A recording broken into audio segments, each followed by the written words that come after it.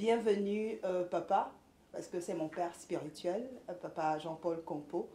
Pourquoi avez-vous choisi le thème ou alors le titre Royal Priesthood Church? Pourquoi ce thème-là pour l'Église, le nom de l'Église?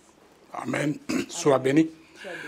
Royal Priesthood Church, qui en français veut dire sacerdoce royal. C'est pour une raison très importante.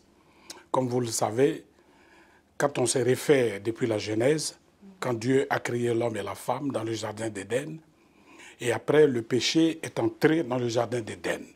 Et donc il y a eu une séparation entre l'homme et Dieu. Alors nous sommes devenus esclaves du péché. L'esclavage a fait que nous étions liés, condamnés à mourir, parce que nous étions esclaves.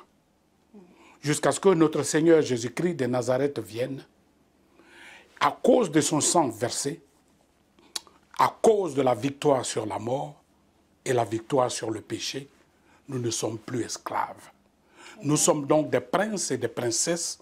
Nous sommes donc une génération d'élus. Nous sommes un sacerdoce royal. Amen. Et c'est de là que le nom est tiré. Nous ne sommes plus esclaves liés par le péché. Nous ne sommes plus sous le joug du péché, mais nous sommes désormais des princes et des princesses. Nous sommes donc un royaume. Nous sommes un sacerdoce royal. C'est de là est tiré le nom. C'est vraiment très fort. Hello, Maman Edwige Compo. How are you today? Very well, thank you. We are really honored to receive you on Jesus Coming Soon. Nous sommes très heureux, nous avons le plaisir, c'est un honneur de vous recevoir sur notre plateau du jour.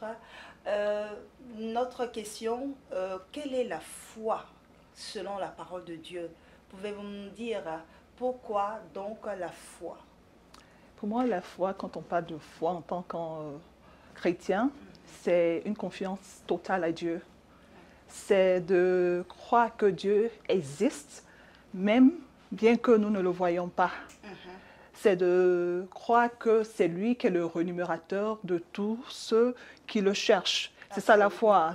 C'est vrai que Hébreux 11, 1 nous dit quoi? La foi, c'est une ferme assurance des choses qu'on espère et une démonstration de celles qu'on ne voit pas.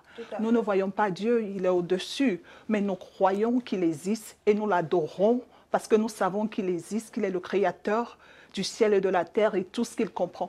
Même les choses qu'on ne voit pas, le vent, même les choses qu'on ne sent pas, nous savons que Dieu est l'auteur de toutes ces choses. Et nous avons cette confiance totale en lui. Pour moi, c'est ça la foi. Amen.